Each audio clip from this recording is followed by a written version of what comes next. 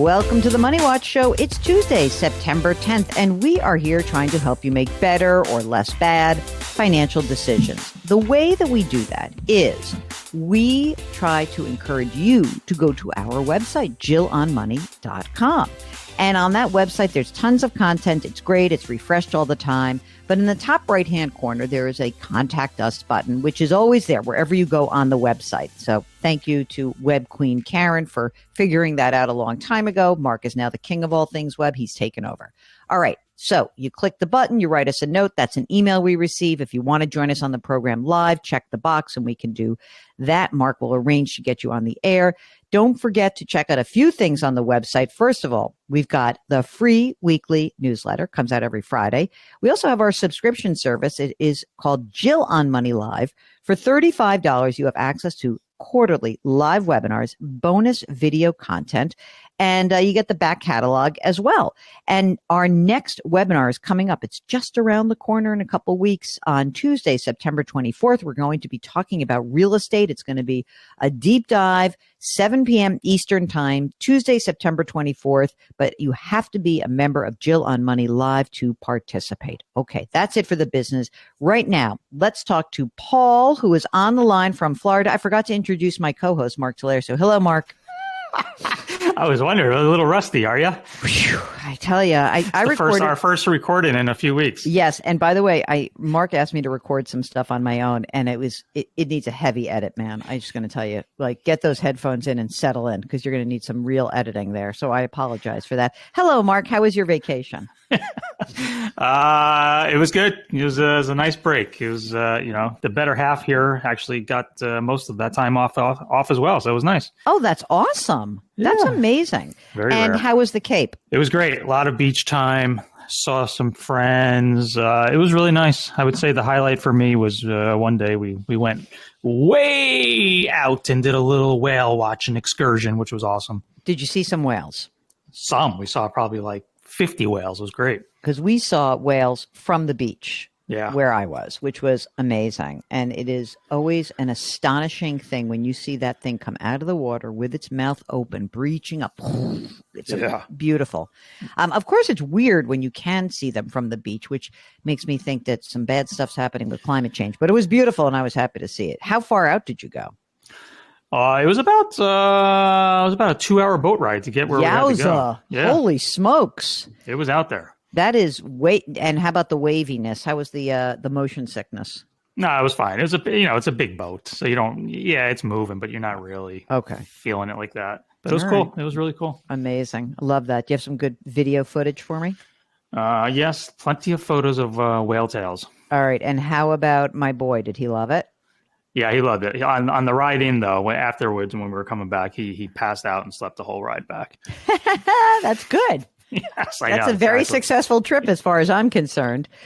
All right. Well, Mark, we have a recidivist who is on the line with us today. Paul from Florida is coming back on the program. Paul, when did you first join us on the air? Would have been a year ago. I mean, literally only like to the week. And what brought you on to begin with? Why did you come on to be? Because people may say, like, I don't remember Paul. So what are some factoids that were interesting about you? So the last time we discussed I was due to get a bonus within like a week, and we talked about the most efficient way to allocate those funds. What do we say? Go out and spend it on whale watching? Pretty much, yeah. Yeah, that's what I thought. It was just a blast. And so what did you do with the money? We ended up funding my 401k and maxing out my Roth, and then basically I had a condo that was going to close in about 6 months. So we talked about saving up that, and we paid off my car basically at the time. That's great. So tell us what's going on today. What brings you to us today? In January, we welcomed the set of twins, which then prompted the conversation to buy a new house. And so that's kind of the main point of the conversation today. And that was, we'd like to keep the house that we're in now and rent it. Why? We have because the rate that I have on it's like a 2.99. Ooh, okay. I have a hard time parting with that. Okay, so let's go through before we start getting into the particulars of the real estate. Paul, how old are you? I'm 37. And you have a spouse, yes? Yep. Age? 37. Okay. Same day, same year. Stop it. Uh-huh. Did you go on some Pretty weird crazy. website Wow, that you that's found that? That's freaky. pretty. I wonder what the odds are of that, actually. I want to tell you something. My grandparents, same thing. Same day, No same way. year. And they had like Really? a very happy success. They were much better spouses than parents. I'll tell you that much. But they were, they loved each other. Oh my God. They were, my mother awesome. used to call my grandparents, not her parents. These are her in-laws. She used to say they were the walking advertisement for marriage. Isn't that Wow. funny? Kind of good. All right. So you guys both working? Well, who's that with these twins? They raising themselves pretty much? So she so she stays at home. We have a 5-year-old, a 2-year-old, and then a set of twins. Shut up. Oh Yeah, my busy. God. Busy house. She has a harder job than you do. Oh, no question. How much do you earn? Well, it's a sliding scale, but this year we'll do like probably 550, right around there. Juicy. Okay. All right. So let's talk about what you've done so far in terms of savings, because we had, you paid off some debt and you funded some stuff. So where are you now? Like what have you saved in retirement? So we have a 401k that's got 250,000 in it. I have a brokerage account that has 300,000 in it. And then because of the new house payment, I moved some money from my Vanguard to my savings account, which has 150,000 in it. Okay. But that's going to go towards the down payment of the new house. And then I have a checking account that's got 60,000 in it. And the reason that's so high is because of the costs that we're going to incur. I gotcha. With the new house. What will it cost you to buy a new home? Yeah, so the new house that we're closing at the end of this month. Oh, you're So done. It's a done deal. So how much did you pay for it? So the selling price of the house is about $750. Mortgage? Is going to be about $575. And what will the rate be? Let me guess, not 2.99%. Correct. And that was kind of what I wanted to chat about. So, so you get an incentive if you use the buyer's financing, right? Or the builder's financing. Yep. So they offered like $15,000 towards closing costs if you use their financing. Okay. And then their financing called like 2 weeks ago and he was like, hey, do you want to lock in your rate? And I was like, I don't think I want to lock it in just yet, as things are kind of trending downward. Yep. So, he basically offered me to buy the rate to get to a 599. He was going to charge me like $8,000 to get there. Okay. $8 additional $1,000. And I just trying to understand if that makes sense or what's the actual right now, the 575 mortgage? 6.625. Okay. 6.625 is what he said. And they're saying you're going to pay $8,000 to buy the rate down by, basically 6.25%. 0.625%. Yep, exactly. Right. Yep. Okay. So let's talk about some other stuff. So that either rate, is this a 30-year fixed? Is it an adjustable? Like what's the nature of the loan? Just a 30-year fixed. It's a 30-year fixed. Do they have any other options besides 30-year fixed? So I didn't ask that, but I imagine that they would. And then I kind of wanted to see, should I maybe go outside of the builder financing and forfeit the $15,000 and try to get a better rate somewhere else? I don't know. $15,000 is for real. That's a real number, right? Yeah. Oh yeah. Towards down payment, right? Yeah. Closing costs. I'm sorry, towards closing costs. So you're going to drain your savings account, right? Oh yeah. Basically, right? So what else is in that brokerage account? Like, is it all like low cost basis stuff? Is there, in other words, is selling some more out of that going to be painful for you? I'm just worried about not having like enough money for you to be moving and getting set, because we're not cashing out of the other house. It doesn't sound like that's going to happen for you. So I just want to make sure we leave you with enough safe money after closing. Like, what do you presume your cash position will be, savings and checking, once you move? I mean, the goal would be to get it back to, $30,000 in my savings. And then, cause we do about 10 grand a month. And then, a few thousand, my whatever. checking. Yeah, Okay. just exactly. Okay. The house that you're keeping, the old home, what do you think it will deliver rental income wise? I think we can get $3,000 a month for it Wow. easily. Mm. And I think, you know, our mortgage is like 1,800 all in. And that's the mortgage, but what about like the taxes and the Yeah, maintenance yeah. and 18, that's oh, okay, 18 that's all all in. in. So Yeah. that's like so that's really okay. So you'll be able to use the rental property to almost like generate extra cash into your savings and checking, get that back up to where you want it to be after.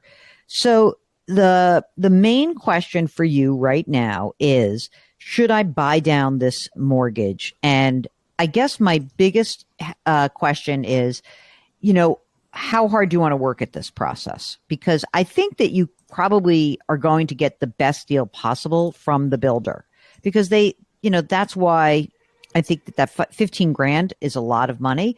Um, I don't know about the lock in, because I sort of feel like, oh man, are they going to like pay to lock? Are we going to pay to lock you in only to then refi in 2.5 or 3 years? So that's when it's a bad deal. Mark, what do you think about the lock in versus kind of rolling the dice, or even finding out if there's an adjustable note? Yeah, what's the loan amount again? The total mortgage amount? 575. I mean, you're talking about like it's it's a couple $100 a month difference that it's going to make. $8,000 to get that lower rate that he has to pay out of pocket. Yeah, but he also and the other thing is, the reason why I'm not that, I don't know. I just think you're going to end up refinancing. Well, that's for sure. So then why the lock in? You have to be in the house a certain number of years to actually make that lock in, to make that 8 grand worth the lock in. Yeah, I mean, you got to run the calculator to see what the break even point is for the 8 grand. 8 grand, it's not a huge amount of money. No, I mean, it's also like, what I would do is this: 2 things. One is I would negotiate like this deal. They want to do this deal with you, right? They want you to stick around. And you can say, you know what? Can you sweeten this? 2 questions. One is, ask them, what would you give me for an adjustable rate mortgage where we're fixed for 10 years, but then we adjust? That's one question. Maybe you'll get down to 5.99 just doing that. Second question is that lock in the best number you can give me? Because I really don't want to have to go outside of, you can say, you can be on. I don't want to go shop around. Is that the best you can do for me? Right. Perfect. Right? And then we see. But within, you will be refinancing within 2 years. Well, even if it's 3 years, right? Like, so when we talk about break even, everyone listening, this is how you do it. You say, okay, what is my interest and principal payment at 6.625%? What is my interest and principal payment at 5.99%? How many years before I break even, paying that down? And then you figure out like, oh, well, let's just pretend it's 2 years or 3 years, or maybe it's 5 years. And you say, well, why would I pay to lock in if it's going to take me 5 years to get that money back, that 8 grand back, right? And the answer would be, don't do it then, because we think within at least 5 years you are going to. Mark, you said it was a couple $100 difference between the two on the payment? It's about like $240. $240. All right, so let's do this. I'm going to just do it. So we're going to do $240 is a month, of course, right? Yeah, it's just under 3 years. So the question is, you're going to have to hold this for 3 years. If you saw interest rates go down from 6.625%, and then all of a sudden you can get a 0.89% within 3 years, you'd be like, that's the game changer, right? You're anything below 5%, you're going to refi, as my guess. So I would ask, what is the adjustable? And I'm not sure I'd lock in for 8 grand. I just think you're going to be refinancing, and it's just not that. And I'd rather you keep your money for now. I don't think it's worth enough for you. Paul, I hope that helps. Mark, it's so interesting because this is a very, it's a sort of a confusing time to be a homeowner and a home purchaser, because you do know that things are changing. You do know that rates are changing. You do know all of these things. We're going to get a Federal Reserve meeting. The Fed is going to lower interest rates. It's going to be the first of many cuts. And so it's extremely difficult to make the case to like lock something in if you think you're going to be refinancing. And we think that Paul and his wife are going to be refinancing. Just to be clear again, 4 children under the age of 5. Yowza. And you see, by the way, also the keeping the house and renting it out. One of the benefits of having that low mortgage interest rate for a lot of people is to be able to rent their properties out, because the numbers really work beautifully. So, I think like an accidental landlord. It's also pretty cool. Anyway, if you've got a question about your purchase or a refi or anything like that, if you're thinking about buying down a rate or you want to get a little bit of a second and third opinion on your real estate shenanigans, give us a holler. Go to JillOnMoney.com, click the Contact Us button, write us your note, and of course, please check the box if you'd like to join us on the air live. Don't forget that you can sign up for the free weekly newsletter on our website, and you can check out our YouTube show. It's called Jill on Money, powered by The Compound. Mark Talercio is our co-host and executive producer. He's also the king of all things web. We are distributed by Paramount Global. We drop our episodes Tuesdays and Thursdays. Please leave us a rating and review wherever you listen. And of course, please try to lift someone up. Change your work, change your wealth, change your life. Thank you for listening, and we'll talk to you on Thursday.